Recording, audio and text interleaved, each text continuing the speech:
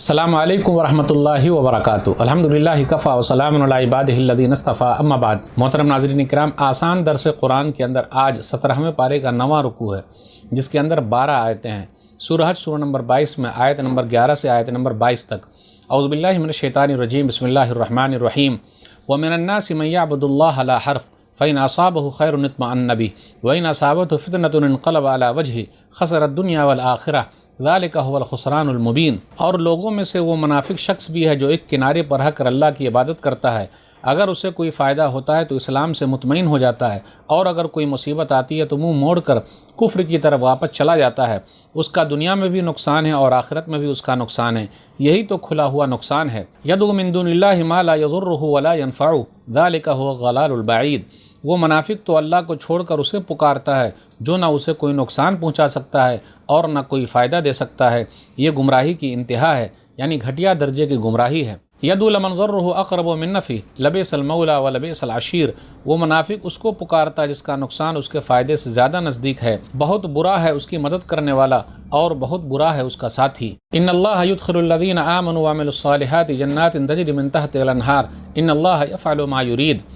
بے شک اللہ ایمان والوں اور نیک عمل کرنے والوں کو ایسی جنتوں میں داخل کرے گا جن کے نیچے نہریں بہتی ہیں، بے شک اللہ جو چاہتا ہے کرتا ہے۔ من کان یظن ان لن ینصرہ اللہ فی الدنیا والآخرہ فلیمدد بسبب الی السماء ثم لیقطع فلینظر هل یذهبن کیدہ ما یغیظ۔ جو شخص یہ سمجھتا ہے کہ اللہ دنیا اور آخرت میں اس کی کوئی مدد نہیں کرے گا تو اس کو چاہیے کہ اوپر کی طرف یعنی اپنے گھر کی چھت میں ایک رسی باندھے، پھر اس سے اپنا گلا گھونٹ لے، پھر دیکھے آیا یہ ترکیب اس کے غصے کو ختم کر سکتی ہے۔ یا اس کا دوسرا ترجمہ یہ ہے، جو شخص یہ سمجھتا ہے کہ اللہ دنیا اور آخرت میں اپنے رسول محمد صلی اللہ علیہ وسلم کی مدد نہیں کرے گا تو اسے چاہیے کہ چھت سے ایک رسی لٹکا کر اپنا گلا گھونٹ لے، آسمان تک ایک رسی لٹکائے، پھر اسے کاٹ لے، پھر دیکھے کیا اس کی یہ ترکیب اس کے غصے کو ختم کر سکتی ہے۔ وَكَذَلِكَ أَنزَلْنَاهُ آيَاتٍ بَيِّنَاتٍ وَأَنَّ اللَّهَ يَهْدِي مَن يُرِيدُ۔ اور ہم نے اس قرآن کو کھلی کھلی نشانیوں کی شکل میں اتارا ہے اور اللہ جس کو چاہتا ہے ہدایت دیتا ہے۔ ان الذین آمنوا والذین ہادوا والصابئین والنصارى والمجوس والذین اشرکوا ان اللہ یفصل بینہم یوم القیامہ ان اللہ علی کل شیء شہید۔ بے شک جو لوگ ایمان لائے اور جو یہودی ہو گئے اور جو بے دین یعنی ستارہ پوجنے والے سورج پوجنے والے ہو گئے اور جو عیسائی ہو گئے اور جو مجوسی یعنی آگ پوجنے والے ہو گئے اور جنہوں نے اللہ کے ساتھ شرک کیا ہے، بے شک اللہ قیامت کے دن ان سب کے درمیان فیصلہ کرے گا، بے شک اللہ ہر چیز پر گواہ ہے۔ الم تر ان اللہ یسجد له من فی السماوات ومن فی الارض والشمس والقمر والنجوم والجبال والشجر والدواب وکثیر من الناس وکثیر حق علیہ العذاب ومن یہن اللہ فما له من مکرم ان اللہ یفعل ما یشاء۔ کیا آپ صلی اللہ علیہ وسلم نے دیکھا نہیں کہ اللہ کے آگے وہ سب سجدہ کرتے ہیں جو آسمانوں میں ہیں اور زمین میں ہیں، اور سورج اور چاند اور ستارے اور پہاڑ اور درخت اور جانور، اور بہت سے انسان بھی اللہ کے لیے سجدہ کر رہے ہیں، اور بہت سے انسانوں کے لیے اللہ کا عذاب لازم ہو گیا ہے، اور جسے اللہ ذلیل یعنی رسوا کر دے اسے کوئی عزت نہیں دے سکتا، بے شک اللہ جو چاہتا ہے کر گزرتا ہے۔ ہادان خصمان اختصموا فی ربہم فالذین کفروا قطعت لهم ثیاب من نار یصب من فوق رؤوسہم الحمیم۔ یہ مومن اور کافر دو گروہ ہیں جنہوں نے اپنے رب کے بارے میں ایک دوسرے سے جھگڑا کیا ہے، اب اس کا فیصلہ اس طرح ہوگا کہ جو کافر ہیں ان کے لیے آگ کے کپڑے کاٹے جائیں گے، یعنی آگ ہی ان لوگوں کا لباس ہوگا، ان کے سروں پر اوپر سے کھولتا ہوا پانی ڈالا جائے گا۔ یسحر بہ ما فی بطونہم والجلود، جس گرم پانی سے جہنمیوں کے پیٹ کے اندر کی چیزیں اور ان کی کھالیں گل جائیں گی۔ وَلَهُم مَّقَامِعُ مِنْ حَدِيدٍ، اور جہنمیوں کو مارنے کے لیے لوہے کے ہتھوڑے ہوں گے۔ کلما ارادوا ان یخرجوا منها من غم اعیدوا فیها وذوقوا عذاب الحریق، جب جہنمی تکلیف سے تنگ آ کر جہنم سے نکلنا چاہیں گے تو پھر اسی جہنم میں لوٹا دیے جائیں گے اور کہا جائے گا کہ جلنے کے لیے عذاب کا مزہ چکھتے رہو۔ ناظرین اکرام، آسان درس قرآن کے اندر آج 17ویں پارے کا 9واں رکوع ہے، جس کے اندر 12 آیتیں ہیں، آیت نمبر 11 سے آیت نمبر 22 تک۔ سورہ حج سورہ نمبر 22 میں آیت نمبر 11 پر غور کیجئے۔ من یعبد اللہ علی حرف، ایک کنارے پر رہ کر اللہ کی عبادت کرتا ہے۔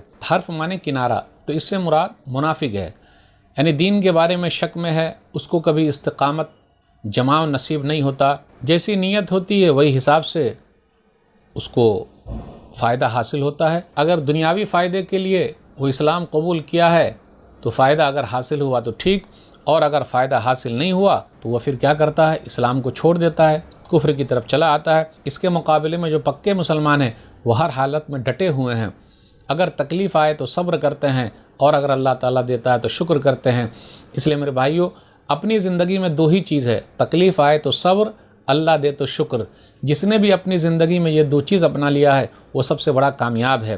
اس لیے صبر کرنا سیکھیے اور شکر ادا کرنا سیکھیے۔ نعمت اگر ملے تو شکر ادا کیجیے، اور نعمت اگر چھن گئے تو صبر کیجیے۔ یہی ایمان والے کی نشانی ہے، یہی مومن کی نشانی ہے۔ آیت نمبر 13 پر غور کیجیے، لبئس المولا و لبئس العشیر، بہت برا ہے اس کی مدد کرنے والا اور بہت برا ہے اس کا ساتھی۔ اس کا دو مطلب ہو سکتا ہے، ایک یہ کہ جس نے بھی اس راستے پر ڈالا ہے وہ کوئی انسان تھا یا شیطان تھا، وہ سب سے برا ساتھی ہے۔ اس کا دوسرا معنی یہ، قیامت کے دن یہ شرک کرنے والے اپنے معبودوں کو بھی جہنم میں پڑے ہوئے دیکھیں گے تو کہیں گے جس سے ہم نے امید لگا رکھی تھی وہی لوگ تو خود ہی برے ساتھی ہیں، اور خود ہی جہنم میں تو ہماری کیا مدد کریں گے۔ لیکن یاد رکھیے گا، عزیر علیہ السلام نے کبھی نہیں کہا کہ وہ اللہ کے بیٹے ہیں، عیسیٰ علیہ السلام نے کبھی نہیں کہا کہ وہ اللہ کے بیٹے ہیں۔ تو جو لوگ پوچھ رہے ہیں غلط طریقے سے، تو ایسا نہیں کہ یہ لوگ چلے جائیں گے نعوذ باللہ، یعنی عزیر علیہ السلام جائیں، عیسیٰ علیہ السلام جائیں، ایسا نہیں ہوگا، کیونکہ غلط طریقے سے یہ لوگ کر رہے ہیں، تو اپنا وہ لوگ سمجھے۔ آیت نمبر 17 پر غور کیجیے، الصائبین سے کیا مراد ہے؟ ستارے پوجنے والے۔ ابراہیم علیہ السلام کو آگ میں ڈال دیا تھا، تو سورج پوجنے والے بھی مراد ہیں۔ یہ لوگ اپنے آپ کو کہتے ہیں کہ نوح علیہ السلام کے ماننے والے ہیں۔ صائبین، صابی سے بے دین، مشرکین مکہ نبی صلی اللہ علیہ وسلم کو، صابی اس کا معنی ہوتا ہے بے دین۔ مشرکین مکہ نبی صلی اللہ علیہ وسلم پر ایمان لانے والوں کو صابی کہتے تھے کہ یہ بے دین ہو گئے ہیں، نئی چیز لے کر آ گئے ہیں۔ اسلام ایک نئی چیز ہے، جبکہ اسلام آدم علیہ السلام سے ہے اور آخری انسان تک رہے گا۔ جب صحیح بات بتائی جاتی ہے تو لوگ کہتے ہیں کہ ارے سامنے والا ہی غلط ہے، جبکہ خود ان کو صحیح دین معلوم نہیں ہے، خود ہی گمراہ ہیں۔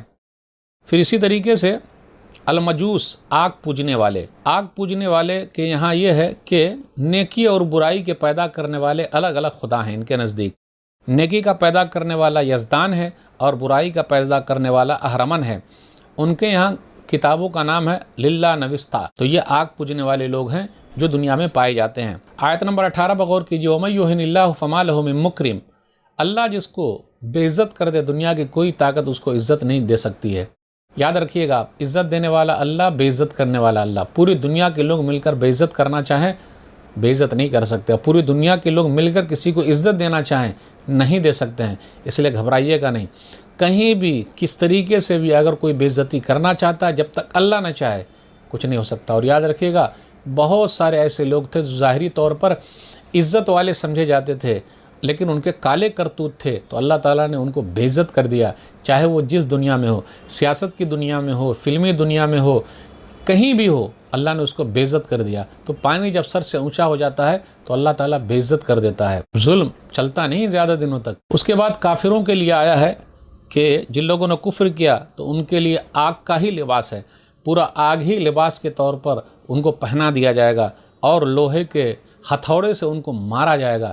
تو ان سب چیزوں کا ذکر ہے۔ گرم پانی سر کے اوپر ڈالا جائے گا، آنتری پچونی باہر آ جائے گی۔ تو یہ جہنمی لوگوں کا تذکرہ ہے۔ ہمیشہ اللہ سے دعا کرتے رہیں کہ اللہ تعالیٰ ہم لوگوں کو جہنم سے دور رکھے، آمین۔ ناظرین کرام، آج کے درس میں بس اتنا ہی۔ اللہ سے دعا ہے کہ اللہ تعالیٰ ہم لوگ قرآن کریم کو پڑھنے، پڑھانے، سمجھنے، سمجھانے، قرآن کریم پر عمل کرنے اور قرآن کریم کے پیغام کو دنیا کے کونے کونے تک پہنچانے کی توفیق دے، آمین۔